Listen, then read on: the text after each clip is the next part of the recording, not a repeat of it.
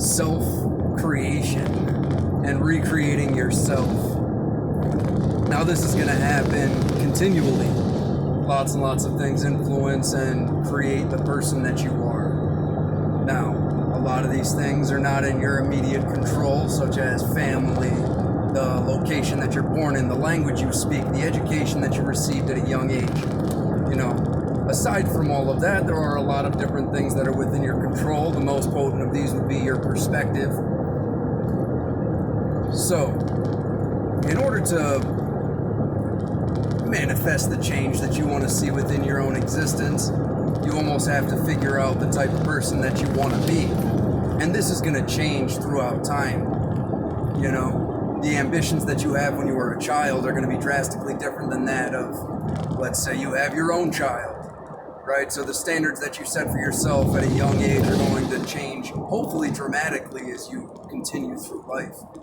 You know, as you become a parent, as you become a spouse, as you just even have a regular relationship, or friends, family, all of this fun, right? As experience weighs on you, as new ideas are able to come in, new concepts, perhaps ideology, there might be certain things that you hear that resonate with you at your very core, and they inspire you. There's a big difference between inspiration and what do you call it? The motivation. So motivation, you need it constantly to get motivated. You need a hype man, right? But inspiration, one thing can inspire you for a year. It could inspire you for a lifetime.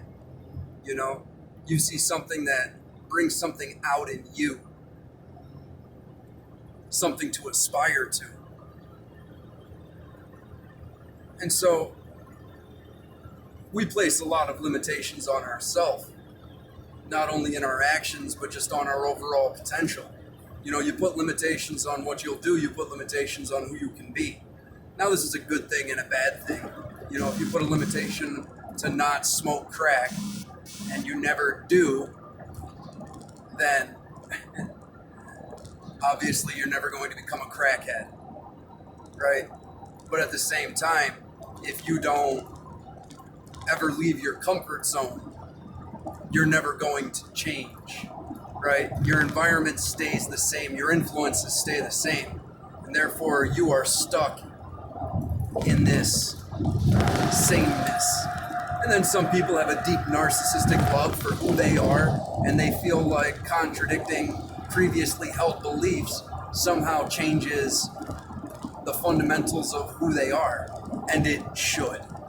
The fundamental person, who you are, should be constantly changing. Every day you are born, every night you die, right?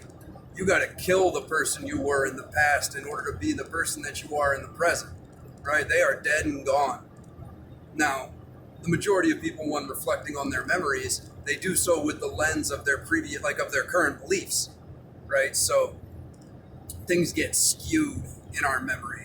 We can only perceive time in half a dimension, and it's very blurry, right? So the mind fills in all of the different empty spaces.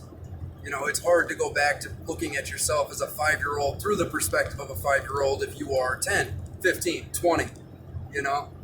And so this being done, you reflect back on your childhood as a time of bliss or a time of happiness, you know, the best time ever.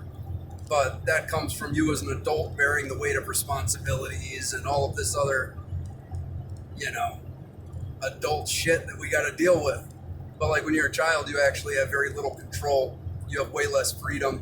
You have way less ability to affect the world around you, depending on circumstance and all this other fun. But it's highly idealized. And then we idealize ourselves and the decisions that we have made. You know, we make it a matter of intent. Oh, I didn't intend for that to happen. It doesn't matter. Your intentions do not matter. All that matters are your actions and how they manifest. You know, what is the cause, effect, reaction of your actions? This is what's important, and this is what requires deep analysis, right? People often mistake aggressive action for effective action, you know? People fall in love with themselves and their idealized version. I mean, this is all well and good, I suppose, at least to a certain extent. But once it puts limitations on your overall understanding and you become complacent with what you are, and you're no longer looking at what you could be, that's when you become stagnant. You cease to grow. There is tranquility in the familiar. And then ritual. One day after the other, one foot in front of the other. Next thing you know, your whole life's passed you by, right? There's two different types of regret. Regret of actions you took, or regret of actions that you didn't take. And now, I guess it's all up to personal level, which one of those affects you more. But for me personally, I regret things that I didn't do more than things that I did. And when you're laying on your deathbed, you're not going to be like, I wish I worked more. Or I wish I did this or whatever. That's not where you want to be. It's more than likely where you're going to be. But, hey, this is the life we live. So live it to the fullest. Try and reach your potential. That's what you owe to yourself. That's what you owe to everybody you love. And at least to a certain extent, that's what you owe the rest of the world, right? If everybody was striving towards their own betterment, the world would be a better place, provided they do so without malice and undercutting of other individuals, right? So decide who you want to be. If you are the author of this story, are you a character that you like? Are you a hero? Or is it even a book worth reading? The story of your life? Only you can decide that. So choose wisely. Every day when you wake up, the decisions you make, because they compound. Choose habits that reinforce the character that you wish to have. And do not become offended at criticism, even if it's by somebody who means you harm. Take from it whatever you can. If there's even a shred of truth in their statements that were designed to cut you down, let them build you up. If somebody rips out your heart, do not wallow in self-pity for months and months at a time. Let that shit build you up. Now that's difficult when you're in the depths of depression or self-loathing, all this other fun. Nah, pile it on, bring it on, more and more. Use that. It becomes calloused. You become powerful.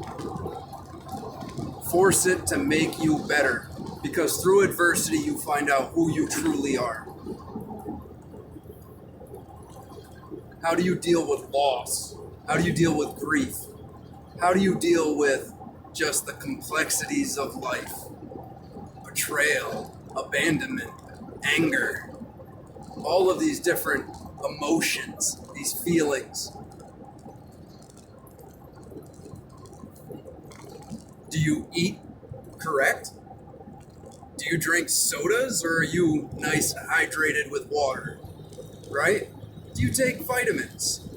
Do you get enough sleep?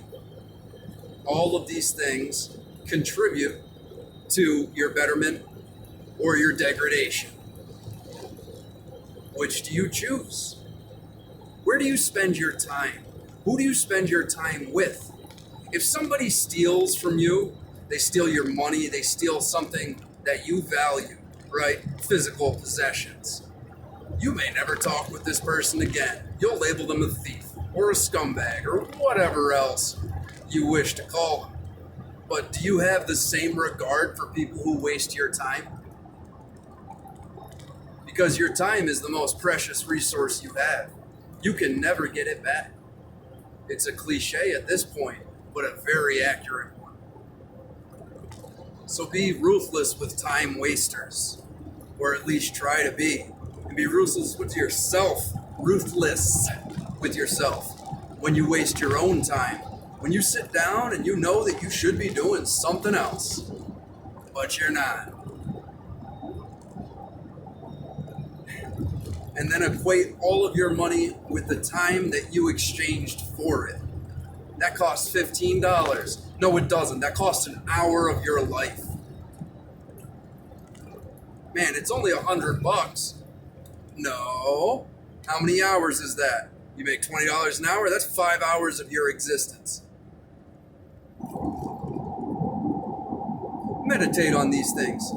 Keep them always in your mind.